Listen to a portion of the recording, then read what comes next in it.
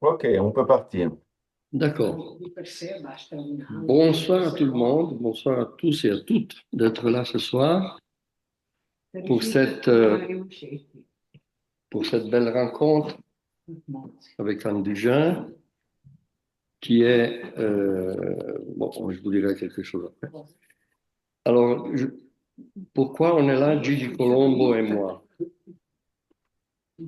euh, ce soir? Au-delà du fait que nous avons étudié tous les deux à Paris la littérature française, et nous avons été professeurs de français pendant toute une vie. Gigi, surtout, professeur de lettres également. Euh, mais c'est aussi, et c'est surtout, certainement, par l'amitié, une extraordinaire amitié fidèle, grande avec les amis de Paris. Et, et c'est pour ça qu'on a accepté la proposition de Marie-Michel de poser quelques questions à Anne. Et, Donc, dans la première partie ce soir, on va lui poser quelques questions, les questions notamment celles que Marie-Michel nous a indiquées, et puis les nôtres qui portent sur le travail poétique en général. Dans une deuxième partie, on va parler surtout du livre du Noyau manquant, qui a été publié il y a un an chez Gallimard, un recueil très riche que ce soir, nous espérons vous donner envie de lire à tous. Il y aura ensuite, s'il en reste, un temps pour des questions de votre part, mais nous vous prions d'intervenir librement à n'importe quel moment. Si vous voulez, Fabrizio va vous donner la parole et nous le remercions vivement pour cette assistance technique.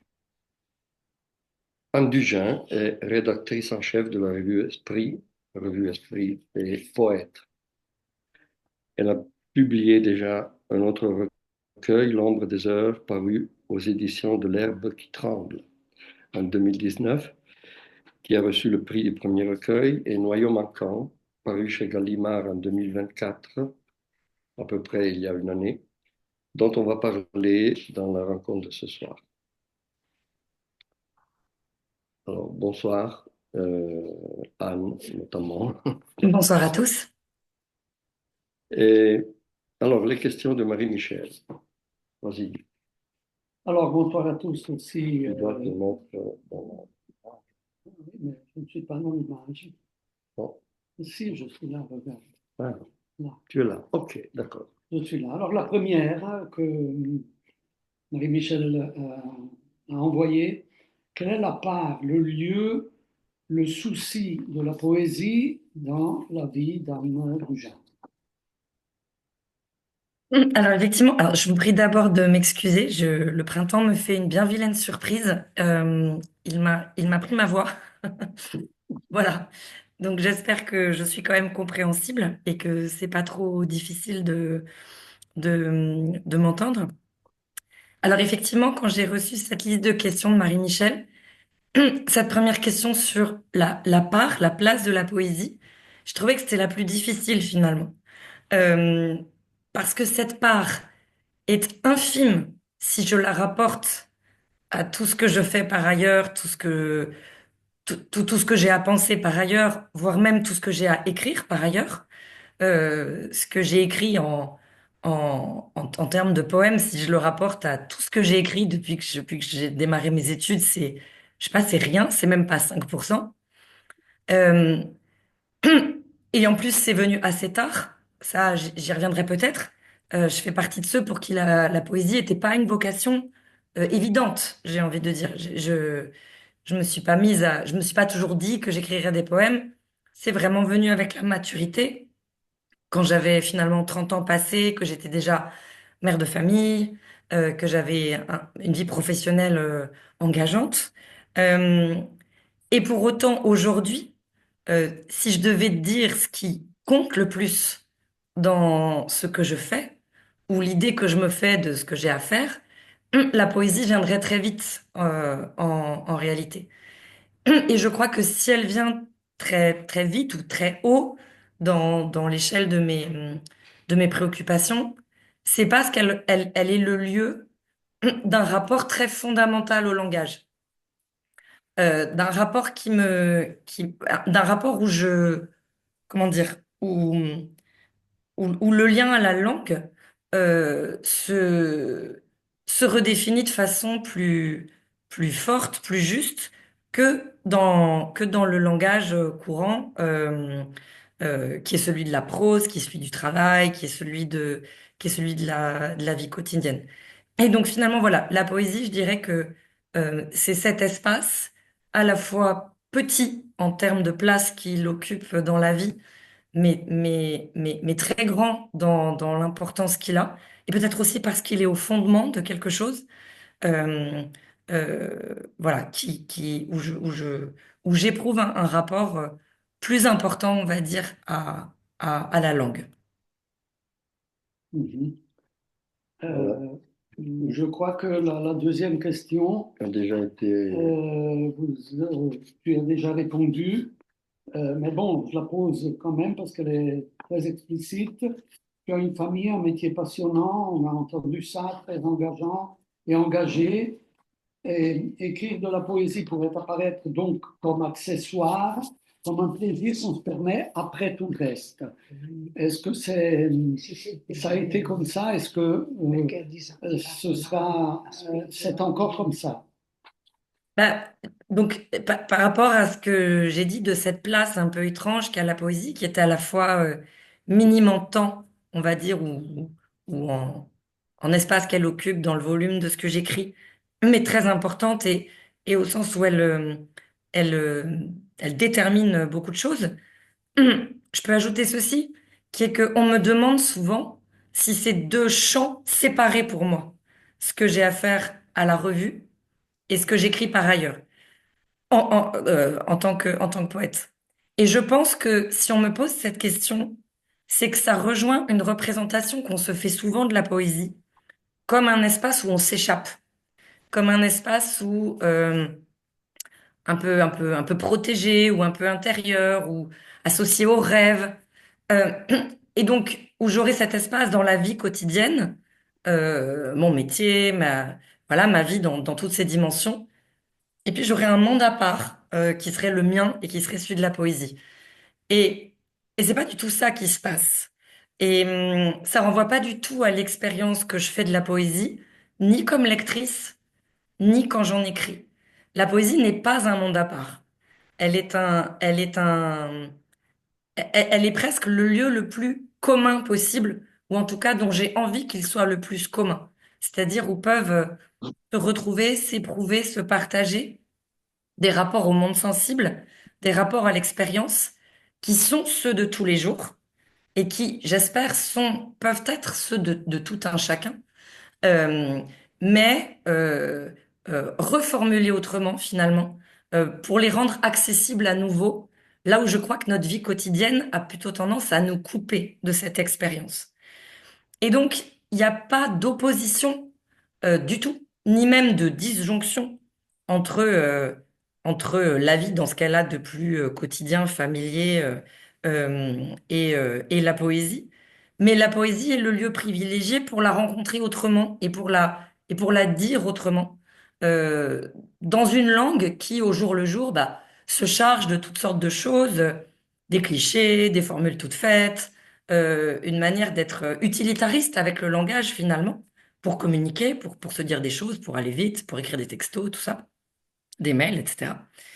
Et puis, il y a un lieu où cette langue, j'espère, c'est pur, retrouve une sorte de netteté qu'elle perd au quotidien parce qu'elle se charge de toutes sortes de choses. Et ce lieu-là, c'est la poésie. Alors évidemment, c'est pas pour dire les mêmes choses. Je- on ne dit pas dans un poème ce qu'on dit quand on écrit un mail ou même un article pour le travail. Ça va sans dire. C'est ce que je disais tout à l'heure, peut-être des choses peut-être plus fondamentales. Essaye de se dire en poésie. Mais ce ne sont pas des mondes séparés pour autant. Et de, de, de, parmi les compliments qui m'ont le plus touchée, c'était à propos de mon premier recueil, en fait. La directrice de la revue Esprit, qui s'appelle Anne-Lorraine Bujon, Enfin, elle me lit beaucoup parce que tout ce que j'écris, elle le lit. Donc, et on travaille autour de ça. Et sa première réaction quand elle a lu mon recueil, c'était de me dire, mais en fait, je retrouve dans ce texte, je retrouve dans ce recueil tout ce que j'aime dans ta prose, tout ce que j'aime dans tes articles. Et ça a été très heureux pour moi à entendre que finalement, j'étais bien la même dans la poésie et dans ce que j'écris par ailleurs. C'est juste c'est juste un rapport à la langue différent qui se joue, mais c'est pas une langue déguisée, quoi. C'est pas une langue qui se pare de je ne sais quel artifice. C'est bien ma langue, celle avec qui je vis, celle avec qui je parle, euh, mais voilà, qui éprouve différemment son rapport au monde. D'accord, très bien. Alors, je voulais te demander, donc, la poésie t'est arrivée, et ce n'était pas, je crois, au début de ton activité professionnelle que tu as commencé à écrire, mais bien plus tard, un peu plus tard. Et Marie-Michel pose la question, quel est le dialogue entre tes lectures de poésie, tes précédentes lectures et rencontres avec les poètes et ton propre travail d'écriture? Alors, effectivement, tu as raison de rappeler, on en avait parlé en préparant que voilà, c'est toujours important de dire pour moi que la poésie n'était pas une vocation. Euh, et je pense que ça fait partie des idées complètement fausses qu'on se fait beaucoup sur les poètes. Même s'il est vrai que beaucoup d'auteurs, beaucoup d'écrivains disent qu'ils ont commencé par écrire des poèmes. Donc il y a un peu ce lieu commun que la poésie, c'est le premier rapport finalement à la littérature. Mais dans ce cas-là, souvent, il me semble que, en fait, le poème joue presque un rôle qui est plus proche de celui du journal intime que de la poésie. C'est-à-dire, c'est un premier un premier rapport à l'écriture qui est vraiment fondé sur l'expression de soi. Et je pense que beaucoup de poètes, finalement, c'est pas comme ça qu'ils conçoivent leur travail et c'est pas comme ça qu'ils poursuivent. Alors la poésie, elle était pas très présente. Enfin, pareil, là, je suis pas très juste en disant ça. Je n'en lisais pas spécialement pendant longtemps. L'école, en revanche, m'avait fait fréquenter la poésie. Mais évidemment, je peux pas passer sous silence que la poésie était très présente dans ma vie d'une autre manière, qui est que mon père, qu'un certain nombre d'entre vous connaissent, Jean-Pierre Lemaire, est poète. Et donc la poésie avait cette façon d'être très présente au quotidien, parce que je connaissais un poète. Je savais que tous les poètes ne sont pas de vieux hommes morts qu'on trouve dans les anthologies. Euh, et donc non seulement la poésie était incarnée, elle était présente, mais je lisais un petit peu la poésie de mon papa. Et en fait, à dire la vérité, je lisais les poèmes qui parlaient de nous, qui parlaient de ses enfants, de moi et mes sœurs, de notre vie à nous. Le reste, finalement, m'intéressait moins. Mais donc, dans ce rapport finalement très narcissique à la poésie, puisque je lisais la poésie je lisais des poèmes sur nous, des poèmes sur notre vie. Et donc, il est très clair que existait en moi quelque part la conscience que la poésie faisait partie de la vie, qu'elle était capable de prendre en charge cette vie quotidienne que je reconnaissais puisque c'était la mienne. Euh, et il y a notamment un poème qui me plaisait, enfin, qui me plaît toujours beaucoup, mais qui me plaisait beaucoup, un poème de mon père qui s'appelle Éveil double dans lequel il évoque le fait qu'il est avec moi bébé dans une chambre en vacances, on partage la chambre, et qu'il se réveille en même temps que moi, et qu'il ressent comme deux âmes qui flottent au plafond. Vous voyez, avant que le bébé ne se réveille et ne se mette à crier, il ressentait cette présence du bébé à côté de lui. Et ce poème m'avait beaucoup marqué. Et j'aime souvent dire voilà, que j'ai compris très tôt qu'on pouvait être pris dans les bras avec des mots. Ça, c'est une expérience que j'ai faite euh, à travers la poésie de mon père. Et je pense que ça a dû forcément assurer quelque chose de très profond dans mon rapport à la poésie. Pour autant, je le dis, la poésie ne m'intéressait pas en tant que je lisais peu d'autres poètes, si ce n'est pour l'école et pour les études. Et c'est finalement très tard, voilà, à 30 ans passés, alors que je m'étais toujours dit que si j'avais des choses à écrire, ce serait du côté des sciences sociales, des essais. Je faisais des sciences politiques à l'époque. Et je crois que j'étais un peu triste d'avoir le sentiment que j'avais envie d'écrire, mais je ne savais pas quoi. Ça, je pense que c'est quelque chose que beaucoup d'aspirants écrivains ont ressenti.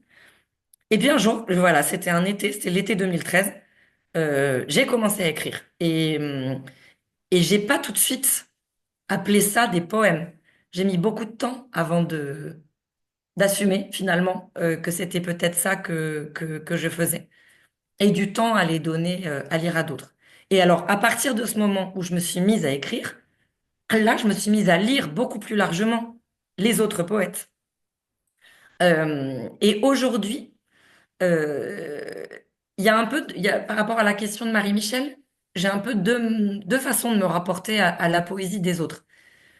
Il y a la poésie de mes contemporains, entre guillemets, que j'ai envie de lire, de continuer à découvrir parce que c'est important d'avoir en tête ce que font des poètes qu'on connaît, qu'on a lu, qu'on admire, finalement de suivre une certaine actualité. Voilà, pour le dire simplement.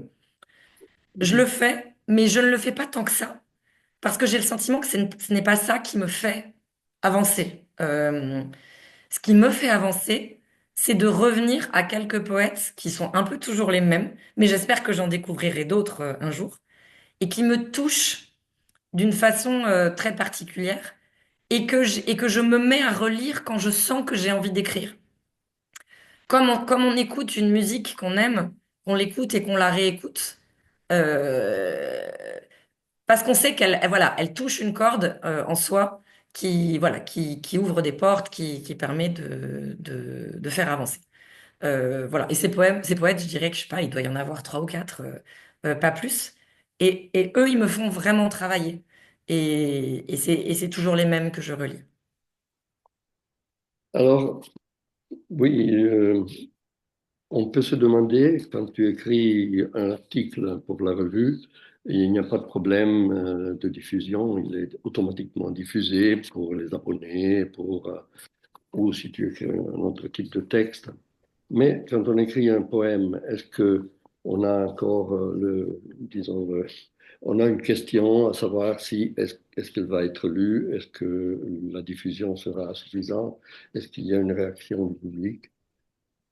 Bah, j'ai beaucoup de chance parce que j'ai été publiée. Et je pense que beaucoup de gens qui écrivent de la poésie et qui désirent être lus, je peut-être se heurtent à cette première difficulté que c'est pas évident finalement de trouver l'éditeur qui vous convient, voilà, donc j'ai eu cette chance. Euh, Après, dans la question que tu poses, il me semble que la question plus fondamentale, c'est est-ce qu'on écrit pour quelqu'un? Est-ce, est-ce qu'on écrit pour être lu? Euh, alors là encore, c'est un peu un lieu commun autour de la poésie que il y a beaucoup de poètes maudits, vous voyez, ou de poètes pour le tiroir, qui ont écrit euh, pour eux parce qu'ils avaient des choses à formuler et que finalement être lu était assez secondaire. Je sais pas si c'est si fréquent que ça. Alors, on cite toujours les mêmes. On cite Emily Dickinson, Fernando Pessoa, qui sont un peu ces grands exemples de poètes dont on a trouvé l'essentiel de l'œuvre dans un tiroir, finalement, après leur mort et qui ont eu des fortunes posthumes tout à fait considérables par rapport à ce qu'avait été leur vie. Mais dans un cas comme dans l'autre, je pense on-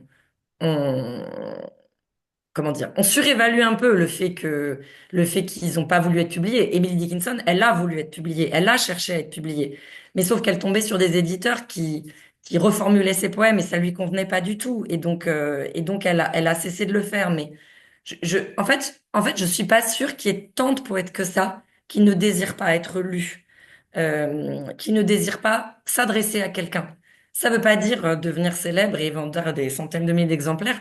Là, je dis tout de suite qu'il vaut mieux se lancer dans autre chose que la poésie. C'est très clair. Mais je pense que finalement, je vais même jusqu'à dire qu'un des critères de réussite du poème, pour moi, c'est qu'il est lisible par quelqu'un d'autre. C'est qu'il parle d'une expérience qui peut être intime, qui peut être biographique, qui peut être en tout cas très, très personnelle, mais que ce travail justement, de dépouillement du biographique, de recherche d'une forme qui va porter ce contenu très personnel au-delà, pour le donner à entendre, à voir à quelqu'un d'autre, c'est le critère même du fait qu'un poème existe pour moi. Alors bien sûr, on a souvent cette représentation de la poésie comme pouvant être très difficile d'accès, des textes très abscons, un sens obscur qui n'a rien d'évident. Et c'est vrai, et des pans entiers de la poésie française en particulier ressemblent à ça. Mais même dans ces cas-là, je suis pas sûre que les poètes en question n'aient pas le désir profond d'être lus. Voilà. La dernière remarque de Marie-Michel, parce que tu as déjà répondu, mais elle me semble très belle, alors je la répète. Quelque chose en nous est comblé par certaines paroles poétiques, comme si elles nous mettaient au monde par leur musique qui résonne en nous. Cela traverse le temps et advient aussi dans un temps et un lieu très singulier. Ainsi les poètes nous relient au monde. Il me semble que cette part si infime et fragile réservée à la poésie résistera et persistera, puisqu'il s'agit du langage. Voilà. Que dire de plus? Elle a tout dit. Alors, nous allons continuer maintenant avec, en parlant plutôt du noyau manquant, en nous concentrant sur ce livre au titre très intéressant dont on va parler tout à l'heure. Et donc, Gigi, je vous laisse là. Oui, je vais poser une première question en précisant que nous avons partagé avec Giovanni justement les questions, nous les avons formulées, ensuite triées, etc. Alors la première est celle-ci. La lumière est très présente dans le recueil Noyau manquant. Elle apparaît même dans le titre d'une section en suivant la lumière. Elle est comme offerte, comme dans le premier poème, Scène à Paris, ou encore dans d'autres comme Sud ou dans Méditerranée. Je vais peut-être lire Méditerranée pour ceux qui nous écoutent, dans le recueil, pour ceux qui l'ont, c'est à la page 34.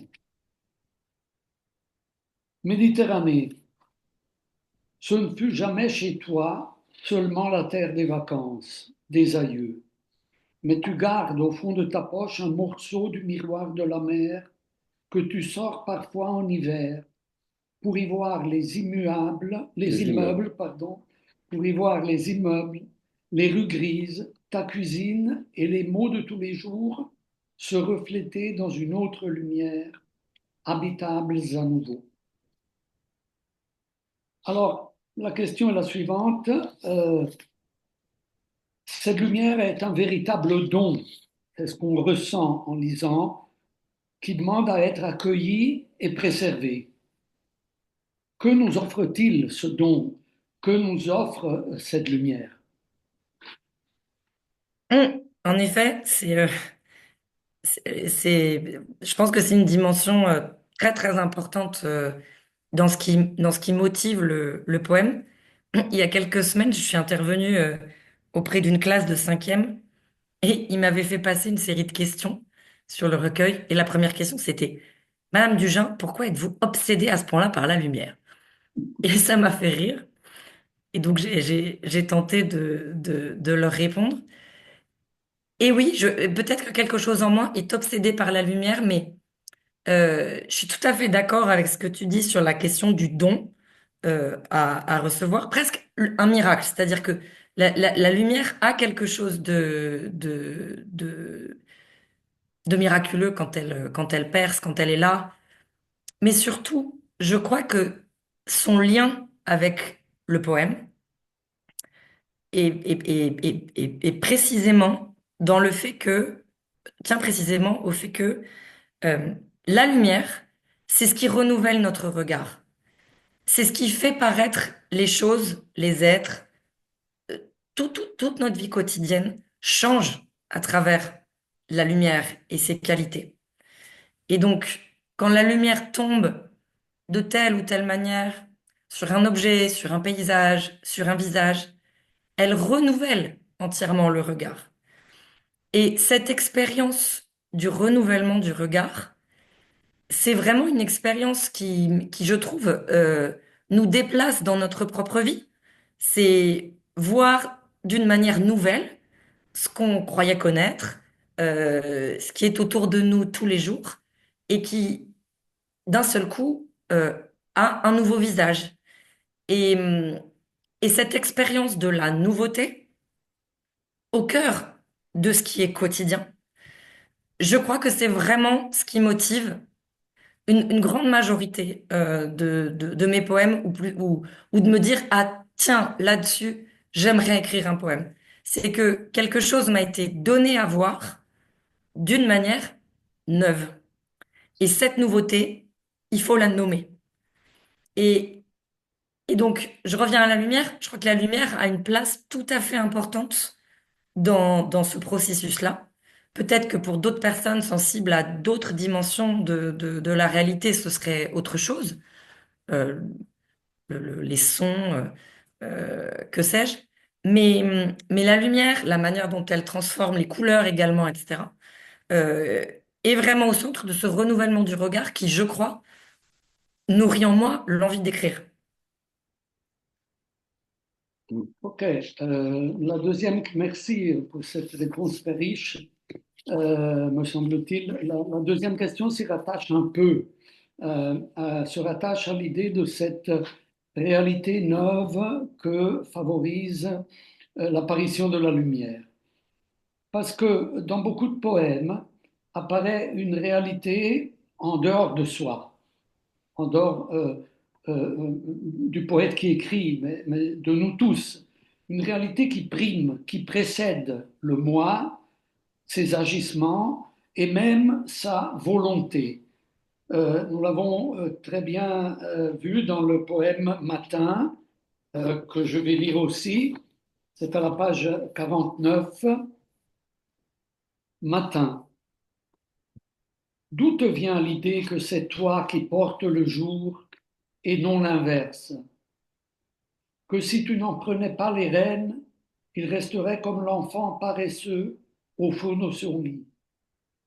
Alors que le café fume, tu le vois par la fenêtre s'ébrouer dans le ciel mauve. Il n'a pas besoin de toi, encore moins de ta volonté, pour tirer derrière lui la couverture de la nuit et faire lever la maison, le quartier. Alors, on voit ça aussi très bien dans Le Nombril, où le poète, donc toi, a bien de la peine à coïncider avec leur pile en lui. Il lui faut quelque chose qui le lui permette, qui lui permette de coïncider avec leur pile en lui. Alors, c'est quelque chose qui manque, euh, qu'on expérimente existentiellement. Est-ce que l'expérience poétique, voilà la question, a pour fonction, sinon de combler, de limiter ce manque, ou bien est-ce qu'il faut que ce manque demeure, reste, pour que la poésie puisse fleurir? Bah, quelque chose manque, incontestablement, c'est même devenu le titre du recueil et je pense qu'une partie de la réponse est dans ta question. Ce n'est pas qu'il faut que quelque chose manque, c'est que quelque chose manque. Voilà. Et je pense que ça définit si profondément notre condition. C'est, c'est tellement fondamental dans le fait d'être en vie, je crois, cette, euh, cette, cette, euh, cette expérience du manque et de l'attente, qui est peut-être son visage plus positif, mais néanmoins, la conscience d'un creux au cœur au cœur au cœur, tout simplement, qui attend d'être comblé, mais, mais comment dire, que le poème cherche à rejoindre, que peut-être toute forme d'expression artistique cherche à rejoindre, mais qui, en sachant néanmoins que si cette coïncidence de la vie à elle-même advenait, eh ben, il n'y aurait plus rien à écrire. Voilà, le poème définitif, il aurait été écrit. Euh, j'ai parlé tout à l'heure, j'y pense là maintenant, j'ai parlé tout à l'heure de Pessoa. Près de là où je travaille, il y a une espèce de, je ne sais même pas ce que c'est d'ailleurs, si c'est, enfin bref, il y a une boutique où il y a une grande citation de lui qui est inscrite sur une vitrine. Il dit, il dit ceci, il dit, la littérature, comme au fond toute forme d'art, est l'aveu que la vie ne suffit pas. Et donc je passe devant, je sais pas, je passe devant 4 fois par jour devant cette inscription. Et elle a quelque chose de très mystérieux pour moi. Donc, c'est une idée, somme toute, assez banale, que si l'homme, si l'humanité crée, si l'humanité cherche à s'exprimer artistiquement, euh, c'est que la vie ne suffit pas. C'est qu'il y a là quelque chose, qu'il y a un manque ici, qu'elle a besoin de combler. Mais je crois qu'il y aurait une très mauvaise manière de comprendre cette phrase qui est de penser que l'art est là pour enjoliver la vie, pour, euh, pour finalement lui donner un aspect plus beau, plus brillant, plus divertissant, on va dire, que ce qu'elle n'est en vrai, avec le soupçon que finalement la vie, bah, c'est pas, voilà, c'est plat, c'est mécanique, c'est biologique et qu'il faut l'art pour transfigurer la vie. Ça, je suis pas du tout d'accord avec ça. Et je pense que, en tout cas, ce que moi j'entends dans ce que dit Pessoa, c'est que la vie, dans son sens plein et entier, tel qu'on l'attend, tel qu'on la désire, euh, la littérature en fait partie, l'art en fait partie. C'est-à-dire que il y a une vie plus forte, il y a une vie, une vie peut-être par excellence qui s'exprime là. C'est pas pour compenser une vie plate qu'on écrit des poèmes. C'est parce qu'on a l'intuition que le poème permet de rejoindre une vie plus pleine, permet de s'en approcher, et que c'est peut-être ça sa fonction, et ça qu'il essaye modestement de faire. Mais évidemment, une telle tâche, elle est continue. Il y a jamais un poème qui vous aura permis de saisir la vie, la réalité dans ce qu'elle a de plus plein et de plus signifiant. Il essaye, il tente, il tourne autour. Et puis voilà, et puis la vie avance, continue, recommence, et, euh, et on continue d'écrire des poèmes, ou du moins on essaye. Je vais lire un poème, je vais en lire deux, mais le premier poème du recueil, Scène à Paris. Je le lis simplement parce que ça me rappelle un lieu précis. Alors, Scène à Paris. Sur le quai qu'éclaire le soleil s'animent en mouvement parallèle tous les étages d'un théâtre miniature. Branches flottant sur l'eau, promeneurs, vélos et le sommet des bus, au-dessus du mur, seul le décor de pierre reste immobile. Dans la musique des voitures, des sirènes. Et la ville dispersée se rassemble pour le spectateur obscur sur le quai d'en face. Je me vois quai des Orfèvres. C'était juste à côté. Ah bon, voilà. Et je vois le quai d'en face, avec toutes les vieilles maisons collées les unes aux autres, qui vont en direction du musée d'Orsay. Alors, ça me fait penser à ce lieu où il y a le bruit et en même temps la permanence du monument, la permanence des murs. Voilà. J'en parle parce que dans le deuxième poème, je reprends ce que disait Gigi au fond.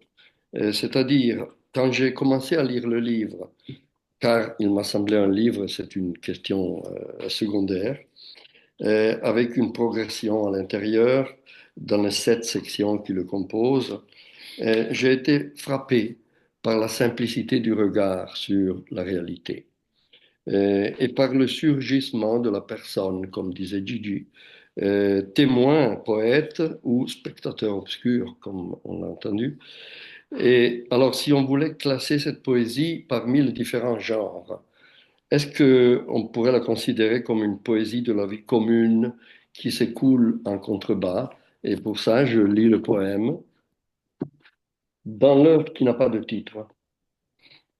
Dans leur bâtiment de verre et de métal meublé de tables, de chaises en formica, les bureaux partagent avec les chambres d'hôpital une secrète ressemblance. Leurs occupants regardent par les fenêtres les passants au dehors marcher le long des arbres, tandis qu'eux sont occupés à quelque chose qui n'est pas tout à fait la vie, qui passe par eux, mais a lieu presque à leur insu. La réparation d'un corps, l'exécution d'une tâche, comme un préalable avant de rejoindre les bruits de la rue, le cours mystérieux des choses qui comptent, la vie commune qui s'écoule en contrebas. Alors, est-ce une poésie de la vie commune? Bah, je l'espère. J'ai, j'ai, j'ai toujours bien aimé ce terme commun, commune, et finalement sa polysémie entre banal et, et qui appartient à tout le monde, où tout le monde se retrouve. Finalement, en français, on a cette expression un lieu commun pour désigner un cliché, en fait. Et moi, j'aime aussi entendre que dans le lieu commun, voilà, cette image que tout le monde, cette façon de parler que tout le monde a, il y a aussi du commun. Il y a aussi quelque chose qu'on peut partager. Donc, oui, je crois que j'ai ce souci que la poésie, en tout cas, la poésie, elle est dans cet espace-là pour moi. Elle est dans cet espace de la vie quotidienne qui donc est commune, parce que voilà, comme tout le monde, j'ai pas une vie extraordinaire. J'ai une vie qui est faite de toutes sortes d'expériences et de gestes et d'attachements et de choses à faire que beaucoup d'autres ont en partage. Donc, oui, c'est une expression qui revient souvent à propos enfin, qui revient souvent. On me renvoie souvent que c'est une poésie de la vie commune.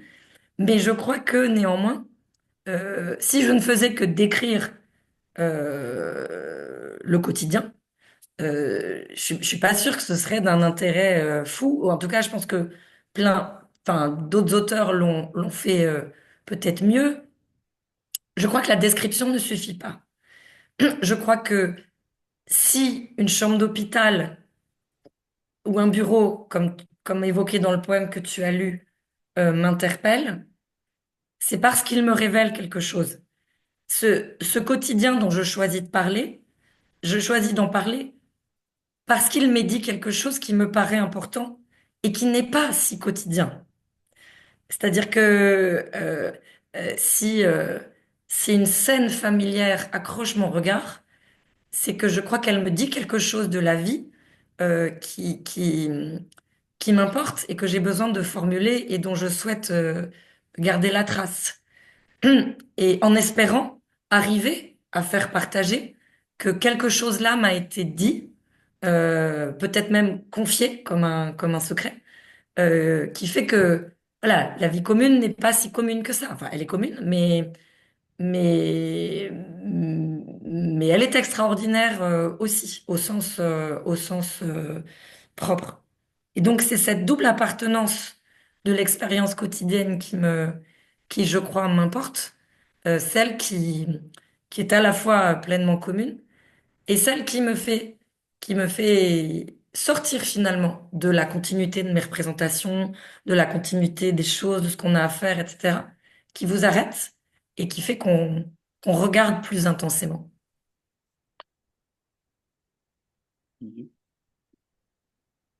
Hmm. Oui, les questions risquent peut-être de se superposer en quelque sorte ou de reprendre ce qui a déjà été en partie exprimé. Mais enfin, pour se focaliser sur le titre de l'ensemble, qui est à la fois le titre d'une section et le titre du livre Noyau manquant. Euh, le, Ce titre, justement, semble être le ressort de bon nombre de poèmes du recueil. Euh, En quoi cette appréhension de la réalité se réalise dans le langage poétique, et le langage poétique devient un instrument privilégié pour appréhender ce manque que tu as dit sera toujours là, sinon le poème définitif serait déjà écrit, aurait déjà été écrit. Comment le langage poétique euh, se manifeste en tant qu'instrument privilégié? Alors ça, c'est une question qui est très difficile parce que euh, ça sous-entendrait que si je te répondais, si je savais te répondre, ça sous-entendrait que j'ai une sorte de mode d'emploi. Euh, C'est-à-dire que quand je perçois quelque chose qui se raccroche à ce qu'on disait tout à l'heure, c'est-à-dire ce désir de nommer une réalité qui me paraît témoigner d'une vie plus forte, d'une vie plus dense, et à ce moment-là, l'envie d'écrire un poème surgit, mais tout reste à faire, c'est-à-dire que il n'y a pas de... la langue du poème doit trouver sa propre forme à chaque fois pour rendre ça possible ou pour tenter de s'en approcher le, le plus possible. Mais ce qui est important, c'est ce que tu dis dans ta question quand tu dis la poésie la poésie comme finalement instrument ou langue privilégiée pour dire euh, ces choses peut-être un petit peu plus essentielles. Et en fait, ça, je pense que c'est le point important, ou en tout cas le point dont j'aimerais témoigner. Je disais tout à l'heure que la description ne suffit pas. Euh, Décrire très bien une réalité parce que, je sais pas moi, parce qu'un paysage est beau, parce que quelque chose vous touche, etc. Bon, c'est une chose. Euh, la poésie, pour moi, mais ça c'est une expérience personnelle, son désir apparaît quand il me semble qu'il y a quelque chose de plus à dire. Quelque chose, comme je le disais tout à l'heure, qui est de l'ordre d'un secret qui nous est confié sur la vie, dont cette réalité témoigne de façon privilégiée. Et, et, et c'est là que tout commence. C'est-à-dire que dans mon carnet, je peux noter que voilà, j'ai vu telle scène et je me dis, tiens, je sais pas pourquoi, mais là, je sens que c'est important, que, j'aurais peut-être envie d'écrire un poème là-dessus. Voilà, et ça peut traîner dans mon carnet pendant des semaines, des mois, voire plus, avant d'abord que je trouve des mots justes, qu'une image prenne corps autour de ça, et que je m'interroge souvent pendant longtemps. Pourquoi? Pourquoi cette plage ou pourquoi cet enfant faisant ceci ou cela? Pourquoi est-ce que ça, plus qu'autre chose, te donne envie d'écrire un poème? Et quand je sais pourquoi, quand je sais ce dont j'ai envie de parler vraiment à travers cette scène quotidienne, alors il faut trouver les mots justes, les expressions, la manière de rentrer dans le poème. Est-ce que ça va être par la description? Est-ce que ça va être par autre chose? Euh, euh, et, et, et voilà. Et donc la question du comment, elle est reposée à chaque fois finalement. Euh, mais, mais la plus importante, c'est la question du pourquoi. C'est pourquoi est-ce qu'il faudrait parler de ça plutôt que d'autre chose. Quand je connais la réponse à cette question, je sais qu'il y aura un poème.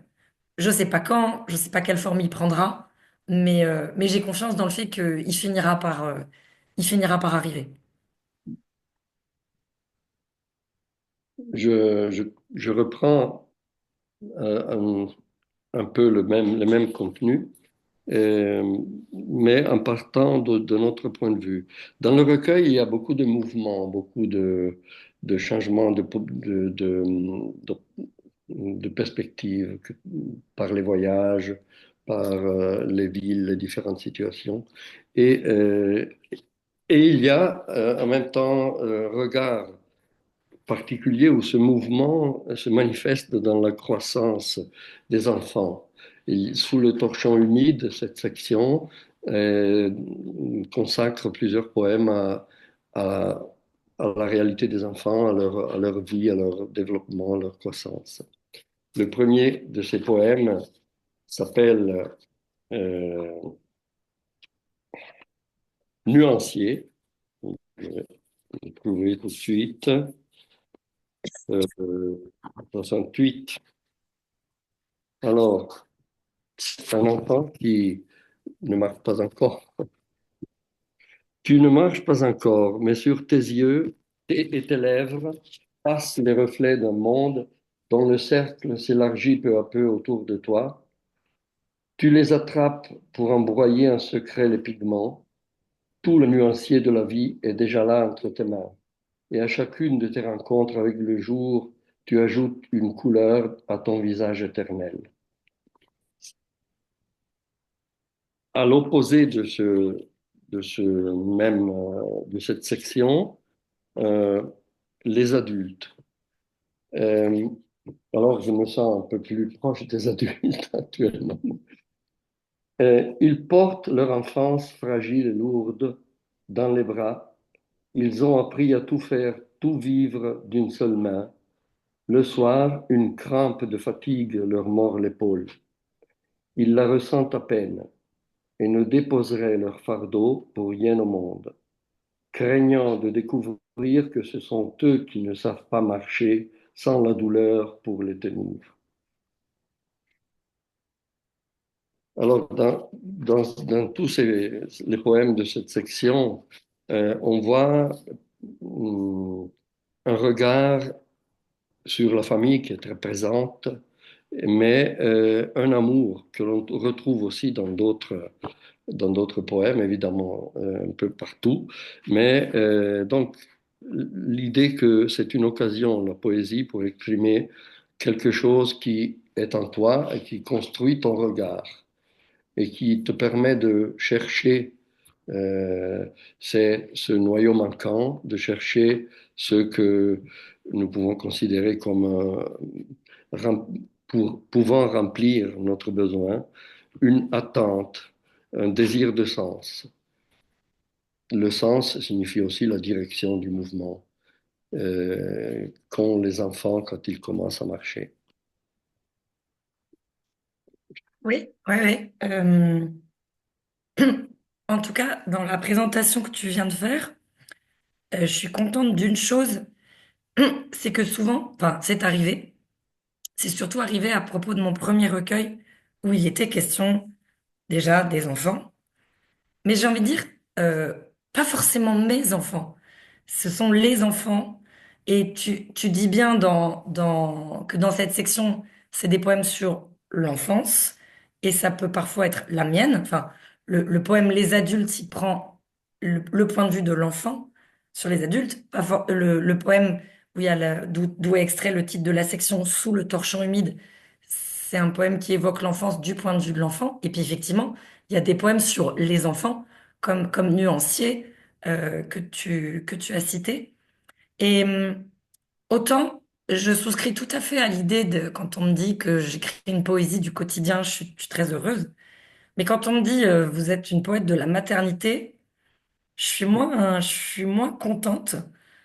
Non pas que, non pas que c'est pas important et non pas que je me définis pas comme une mère, évidemment. Enfin, c'est très important. Mais parce que je trouverais ça, réducteur de ne lire ces poèmes qui parlent des enfants qu'à travers le sentiment maternel. Parce que je crois que c'est bien plus que ça, en réalité. Je crois que ce qui fait que l'enfant est présent souvent dans mes poèmes, c'est pas que c'est mon enfant et que je le trouve mignon ou qui m'émeut ou je ne sais quoi. C'est que l'enfant a un rapport, notamment à la langue, et un rapport au monde qui l'entoure qui me paraît assez proche de celui euh, que peut avoir le poète en réalité. C'est-à-dire que l'état d'enfance, ou une manière de définir l'état d'enfance, c'est ce moment où les mots et les choses sont encore très proches. sont encore très articulés les uns aux autres. Voir un enfant apprendre à parler, c'est, c'est, hum, c'est très manifeste. Nommer pour un enfant, c'est faire exister.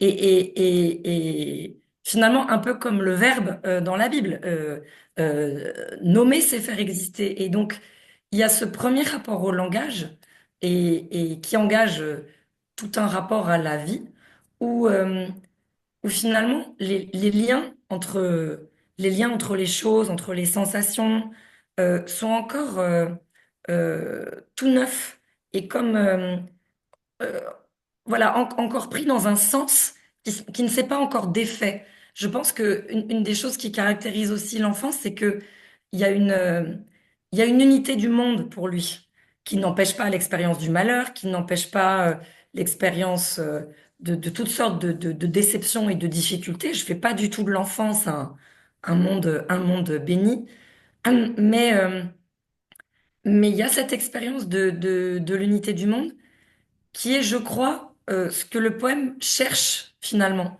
à reconstituer, sans prétendre y arriver, sans prétendre revenir à un état d'enfance, évidemment, mais sur fond de cette unité perdue, perdue avec l'âge, l'expérience, les années, les difficultés, tout ça, l'enfant vous remet dans cet état où c'est de nouveau possible de faire confiance à la langue.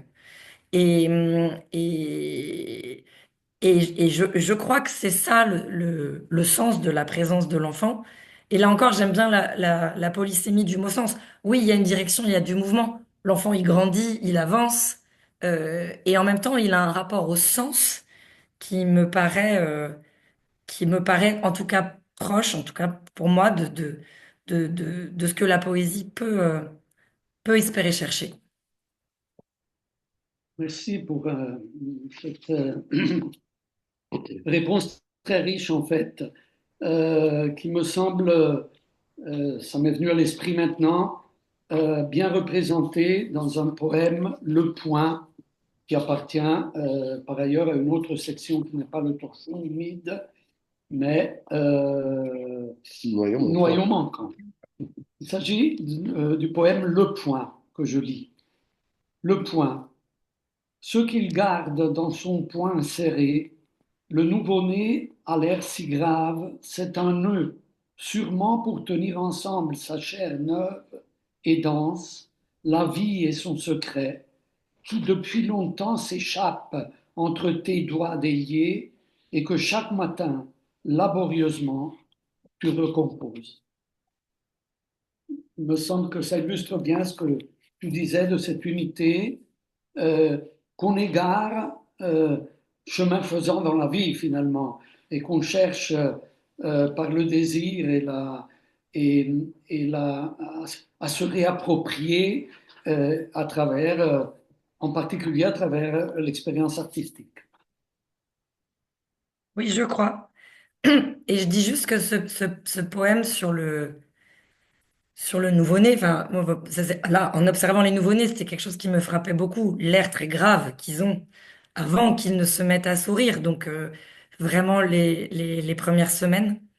Et en fait, je serais incapable de vous le citer, ni même de vous donner son titre, mais il y a un poème de Jules Supervielle sur un tout petit bébé, comme ça, que je trouve merveilleux et que je trouvais d'une grande modernité.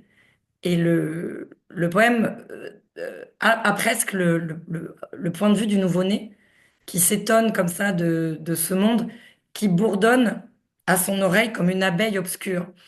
Et il est question de la vie neuve et de son secret dans ce poème. Et je pense qu'il m'a beaucoup...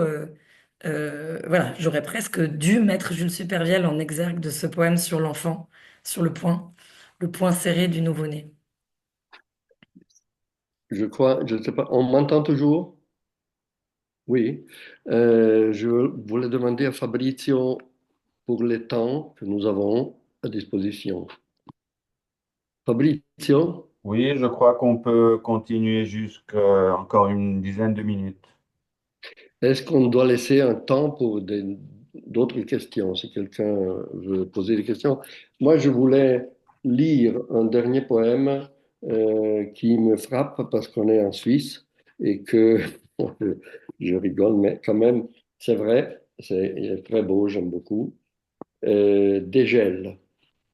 Euh, Nous marchons en silence sur la paupière mi-close du vallon jusqu'à l'œil vitreux du lac, dont seuls les bords, liquides à nouveau, tremblent, bordés de sapins noirs aux branches lourdes, retenant les larmes, prête à laver à son réveil la montagne encore endormie.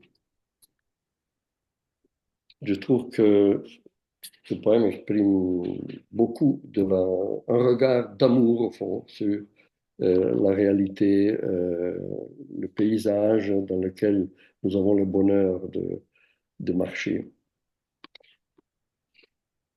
C'est un poème qui évoque les Vosges, en fait, mais c'est pas si loin de la Suisse. Voilà.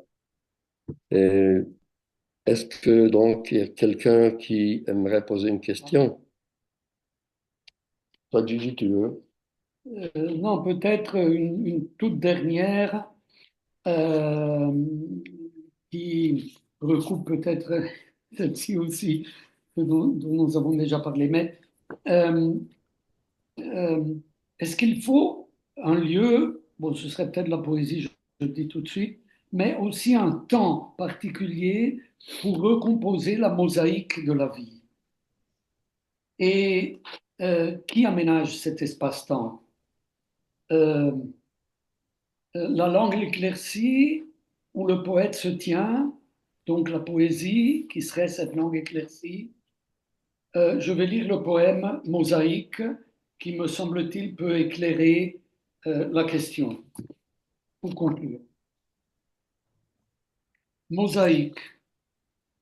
J'ai eu une belle vie, dit-elle, comme si elle contemplait une mosaïque presque achevée où chaque éclat de pâte, de verre, aurait trouvé sa place. Toi, tu en as plein les poches qu'il faudrait ajuster, fixer, et quand tu t'y attelles, tu ne vois qu'un puzzle dispersé.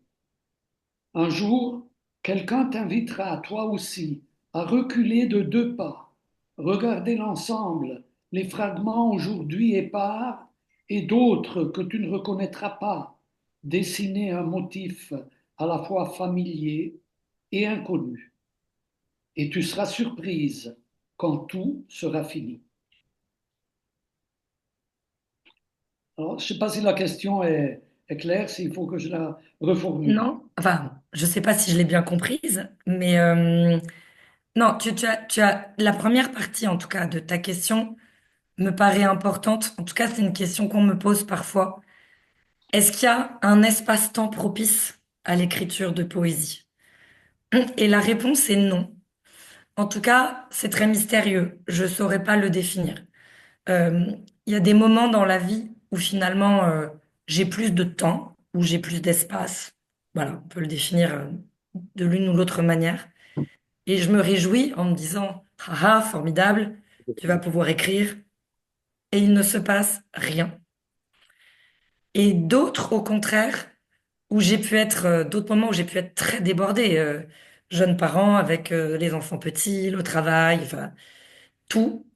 Et où finalement, beaucoup de poèmes sont venus dans cette période-là. Donc, il n'y a pas de, il n'y a pas de lien logique entre une disponibilité objective que j'aurais et la capacité que ça libère d'écrire de la poésie.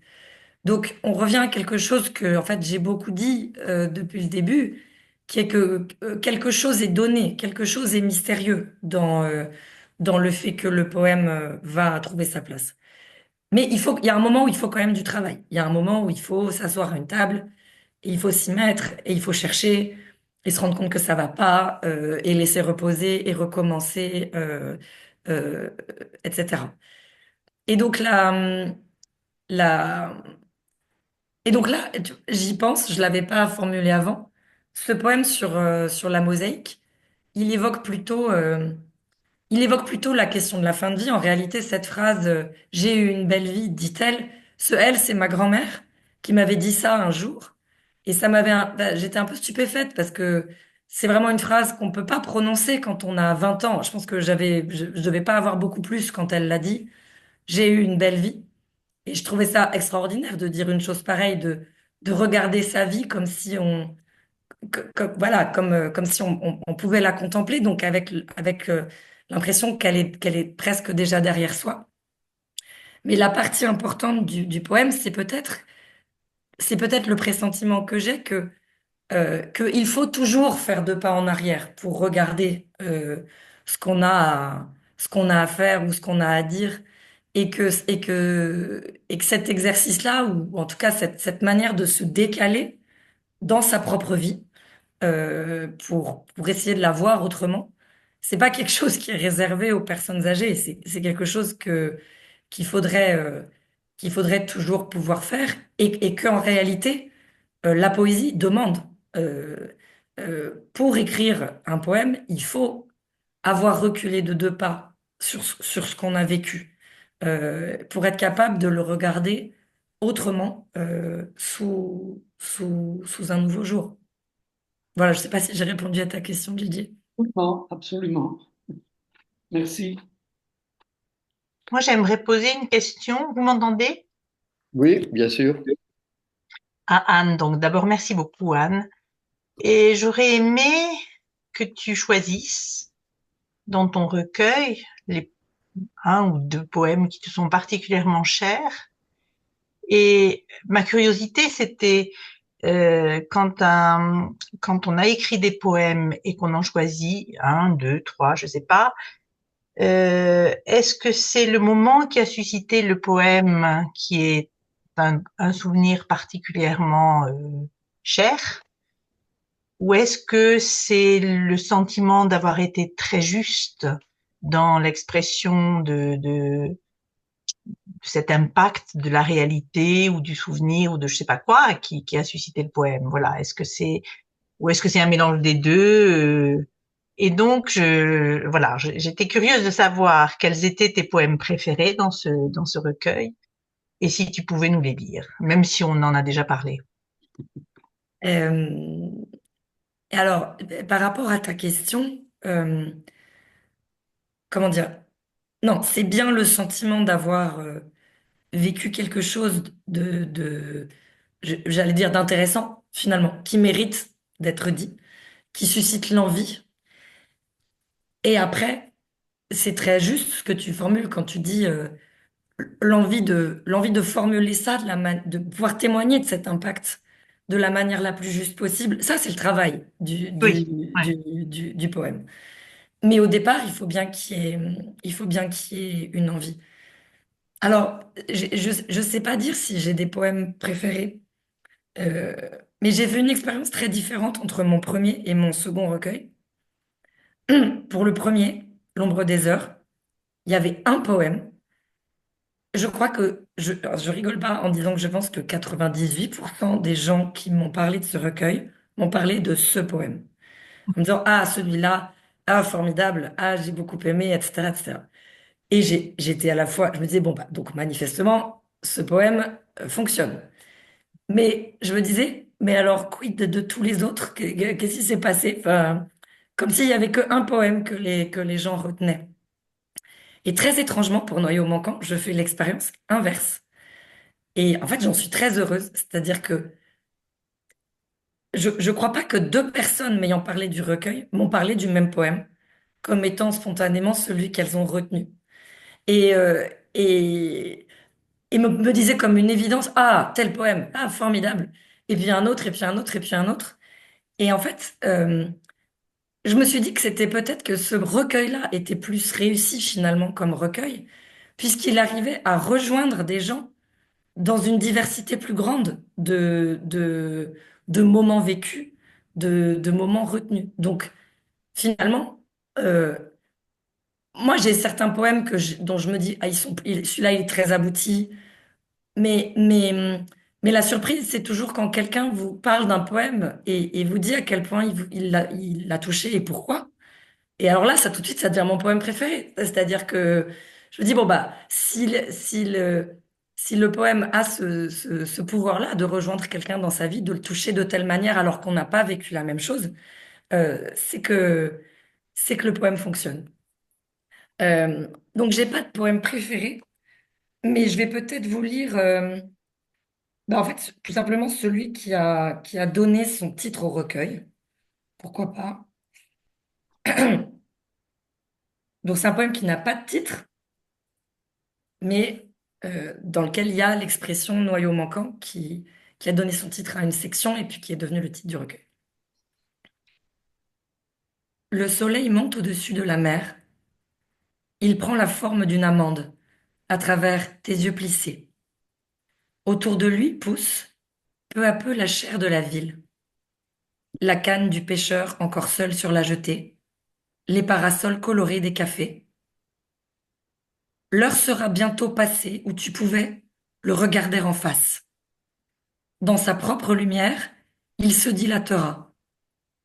Mais les couleurs l'auront bu et témoigneront pour lui, noyau manquant du jour, qui tient ensemble la réalité. Et puis donc peut-être un deuxième. Oui. Euh, il en a été question tout à l'heure. Gigi évoquait l'expression la langue éclaircie, qui est effectivement le titre d'une section, mais qui aussi est une expression qui se retrouvait dans un des recueils. Et je le cite non pas parce que, peut-être pas parce que je le trouverais plus réussi que d'autres, mais parce que c'est le seul poème du recueil qu'on peut dire de poétique, c'est-à-dire où je parle de ce que c'est que de faire un poème et de pourquoi. Il s'appelle Le fil. Certains jours, tu voudrais avoir écrit des romans comme des cortèges, des morceaux de musique capables de soulever les corps, déplacer la foule. Mais tu arrives après, quand le silence retombe, que les phrases se dénouent. Ramasse alors les mots et les sons dispersés. Assemble-les sur un fil. Lorsqu'il sera bien tendu entre tes doigts, passe-le à travers ta réalité meuble. La vie de tous les jours repoussera plus dru dans la langue éclaircie. Merci.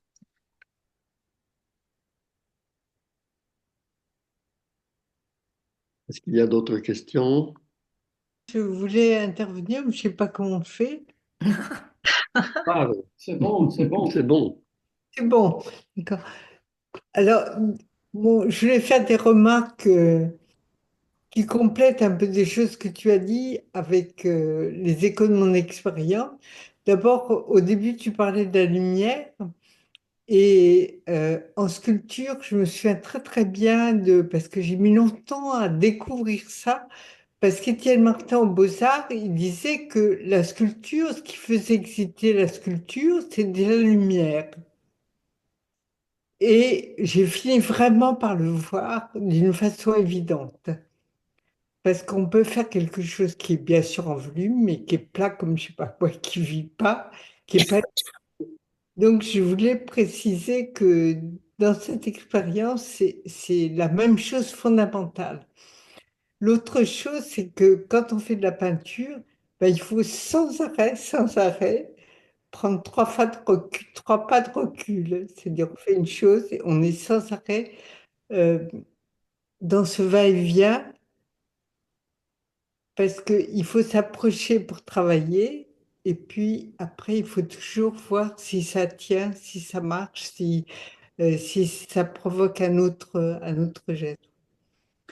Après, donc, ma question, elle est très très simple. Moi, je suis très curieuse des quatre poètes que tu aimes beaucoup et que tu lis beaucoup. Euh, Et des poèmes en commun, voilà, des poètes en commun. sûrement.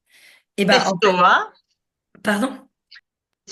Pessoa, Ah oui, alors oui, Pessoa, pas tout Pessoa, mais oui, mais oui, oui, il y a des poèmes de Pessoa que vraiment que j'aime beaucoup sa vie quotidienne, le café, tout ça.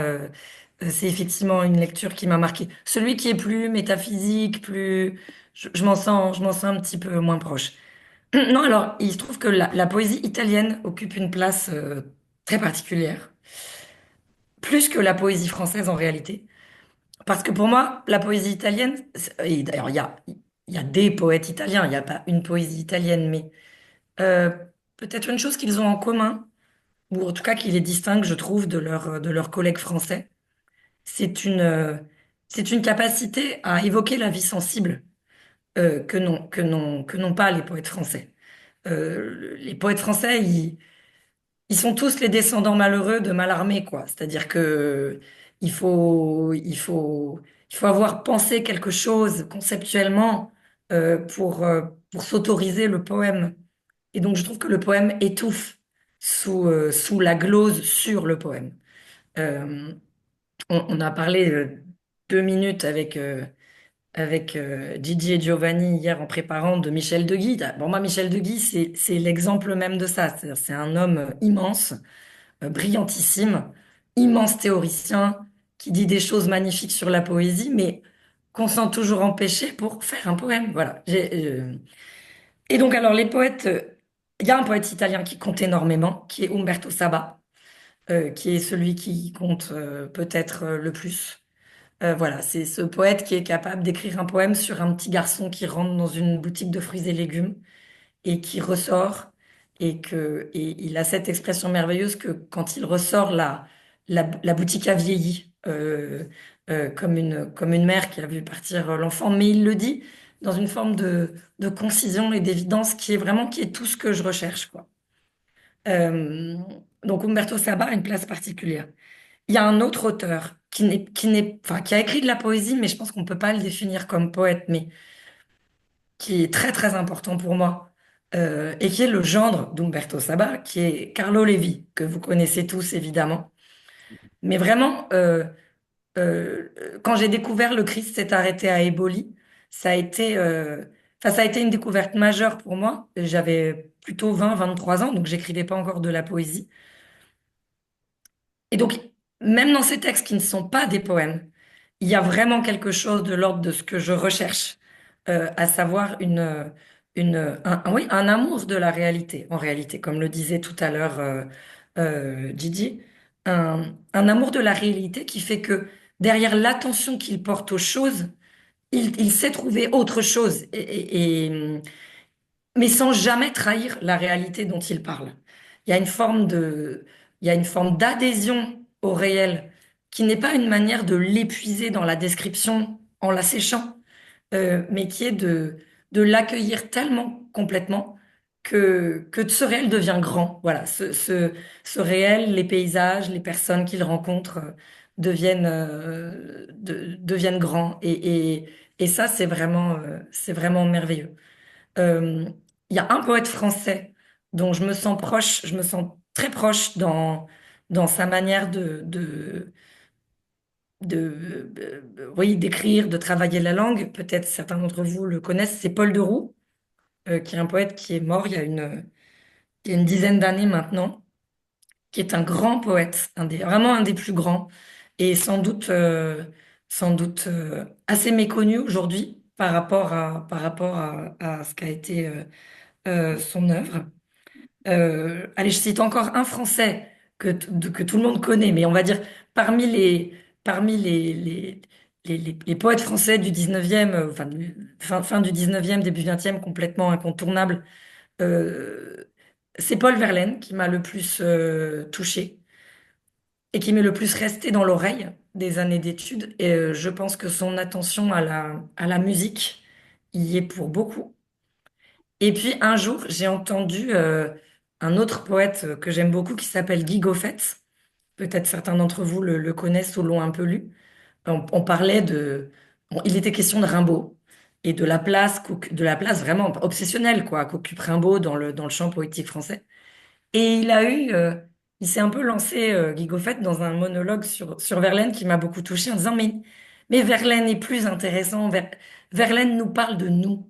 Verlaine est plus humain. Il est proche de notre expérience. Il est proche de nos vies. Beaucoup plus qu'Arthur Rimbaud, qui est cette espèce d'étoile filante comme ça dans le ciel, poétique. Il y a une humanité très profonde chez Verlaine. et il gagne à être lu comme ça. Enfin, je trouve que c'est très vrai. Euh, voilà. Et puis, bah, évidemment, il y a les poèmes de Jean-Pierre Lemaire, mais là, c'est même pas que je les, enfin, c'est, parfois, je dis, voilà, c'est ma langue paternelle. C'est une manière de parler que je crois je porte en moi. Je pense que je ne dis pas la même chose que lui. C'est important pour moi que ça s'entende aussi, que je ne dis pas la même chose que lui. Mais je crois que je parle une langue très proche. Voilà. Je pense qu'on arrive à la fin de ce magnifique entretien. Merci Anne Bah, merci à vous de tous. nous avoir supportés. Et Et désolée pour ma voix. J'ai une plus belle voix d'habitude. voilà. Alors, merci à tous ceux qui ont assisté. Je très riche. Bonsoir à tous. Et, Alors, juste un petit mot, oui, je me permets, pour donc annoncer notre prochaine rencontre. Ça sera à nouveau le premier dimanche du mois, et donc du mois de mai, ça sera le 4 mai. Et on change un tout petit peu, on va un peu plus vers le théâtre, parce qu'on va recevoir donc Céline, attends, le téléphone s'est éteint. Céline Larmoyer, qui a fait le choix de mettre au théâtre une partie des poèmes de Peggy avec un accompagnement musical. Et cette œuvre tourne depuis à peu près 2 ans. Et donc, à la fois, on l'invite pour comment elle a eu cette idée, à la fois l'origine un peu de cette idée, et puis l'expérience qu'il y a eu depuis 2 ans où elle joue cette œuvre, un peu dans différentes villes de France. Et voilà, et qu'est-ce qu'elle en a appris. Donc, bien sûr, il y a le texte de Peggy, mais par rapport au travail de ce soir, on est plus aussi sur une réalisation théâtrale et la façon dont ce spectacle a été reçu par les différentes personnes. Voilà, donc toujours le premier dimanche du mois et donc dimanche 4 mai.